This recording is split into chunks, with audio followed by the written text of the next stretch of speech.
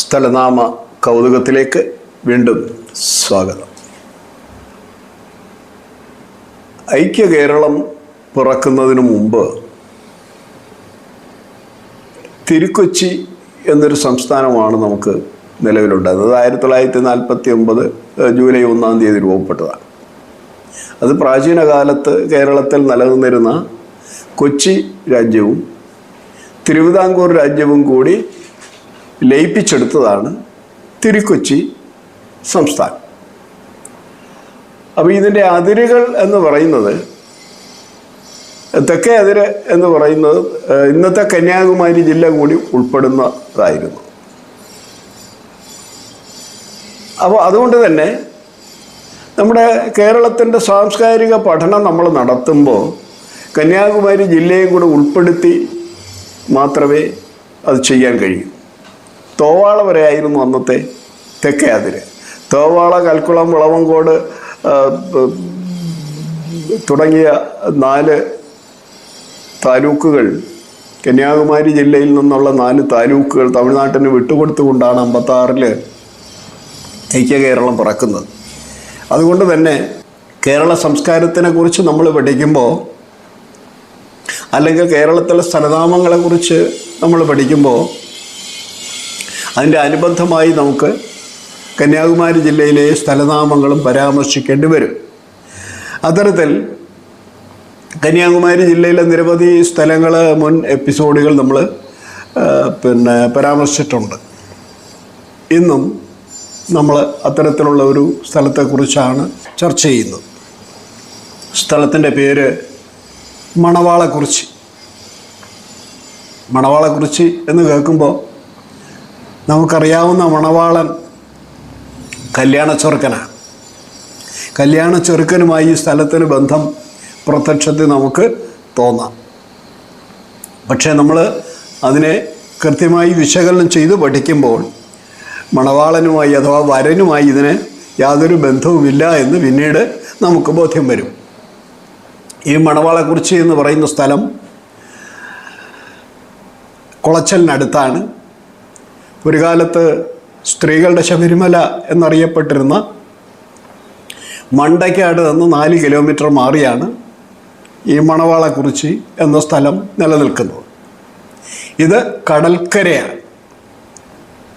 ഇഷ്ടംപോലെ പാറകൾ, അപകടകരമായ പാറകൾ ഇന്നും ആ കടൽ തീരത്ത് നമുക്ക് കാണാൻ പറ്റും. ഏറെ വഴുക്കലുള്ള, യാത്ര ചെയ്യാനോ നടക്കാനോ ഒക്കെ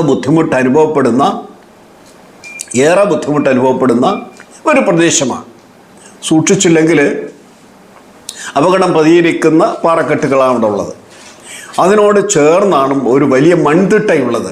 ഏകദേശം മുൻകാലത്ത് ഏതോ ഒരു കുന്ന് നിലനിന്നിരുന്നു എന്ന് നമ്മെ തോന്നിപ്പിക്കുന്ന ഒരു വലിയ മൺതിട്ടയും നമുക്കവിടെ കാണാൻ കഴിയും. മാത്രമല്ല, ഇതിൻ്റെ അടുത്ത 2 പ്രദേശങ്ങൾ അറിയപ്പെടുന്നത് ചിന്നവിള എന്നും പെരിയവിള എന്നുമാണ്. അതിൽ ഈ പെരിയവിളയിൽ നമ്മുടെ കേരളത്തിലെ കൊല്ലം ചവറ പ്രദേശത്ത് നടക്കുന്നത് പോലെ കരിമണൽ ഖനനം ഇപ്പോഴും തുടർന്നു വരികയാണ്. അപ്പോൾ കേരളത്തിൻ്റെ എല്ലാ ഭൂപ്രകൃതിയും, ഒരുപക്ഷെ കോവളത്ത് നമ്മൾ കാണുന്നത് പോലെയുള്ള കല്ലും വർക്കലയും നമ്മൾ കാണുന്നത് പോലെയുള്ള കുന്നം പ്രദേശങ്ങളും ഒക്കെ കൂടെ ചേർന്നൊരു കടൽ തീരമാണിത്. ഇവിടമാണ് നമ്മൾ മണവാളക്കുറിച്ചി എന്ന് പറയുന്നത്.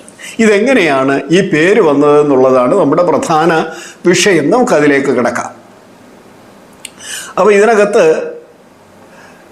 മണവാളക്കുറിച്ചി എന്ന് പറയും. മണവാളൻ അധികം കുറിച്ചി എന്ന് നമ്മൾ വാക്കുകളെ തിരിക്കാം സാധാരണഗതിയിൽ. പക്ഷേ അങ്ങനെ തിരിച്ചാൽ നമുക്കതിൻ്റെ അർത്ഥം വ്യക്തമാവുകയില്ല.